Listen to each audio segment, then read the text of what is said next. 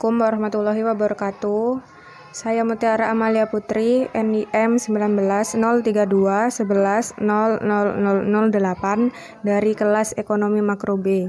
Di sini saya akan menjelaskan mengenai kebijakan moneter ekspansioner dan kebijakan fiskal ekspansioner. Yang pertama, kebijakan moneter ekspansioner itu diterapkan saat perekonomian mengalami kelesuan dengan tingkat pengangguran yang tinggi.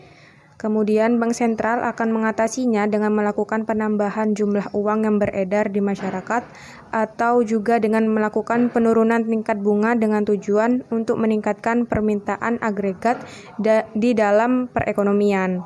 Yang kedua, kebijakan fiskal ekspansioner, yakni kebijakan yang dilakukan saat kondisi perekonomian sedang lesu, yakni laju pertumbuhannya rendah dan tingkat penganggurannya yang tinggi.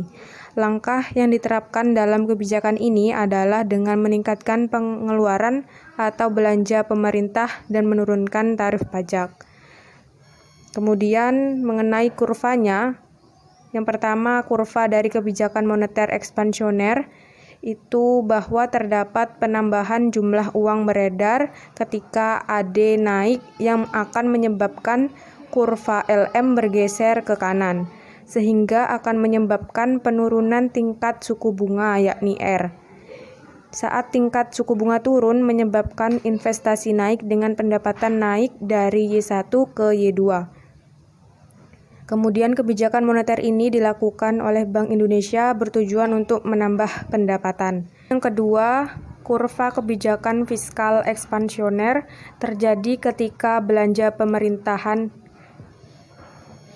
Kemudian yang kedua adalah kurva kebijakan fiskal ekspansioner, yakni terjadi ketika belanja pemerintah naik yang menyebabkan kurva IS bergeser ke kanan menjadi IS2. IS2 akan menyebabkan kenaikan pendapatan atau Y. Karena kenaikan pendapatan tersebut, orang-orang yang mengalaminya akan memiliki permintaan yang naik juga, serta meningkatkan AD yang akan menyebabkan kenaikan suku bunga. Kebijakan ini dilakukan oleh pemerintah guna untuk menaikkan pendapatan. Demikian penjelasan yang dapat saya sampaikan, kurang lebihnya mohon maaf. Terima kasih. Wassalamualaikum warahmatullahi wabarakatuh.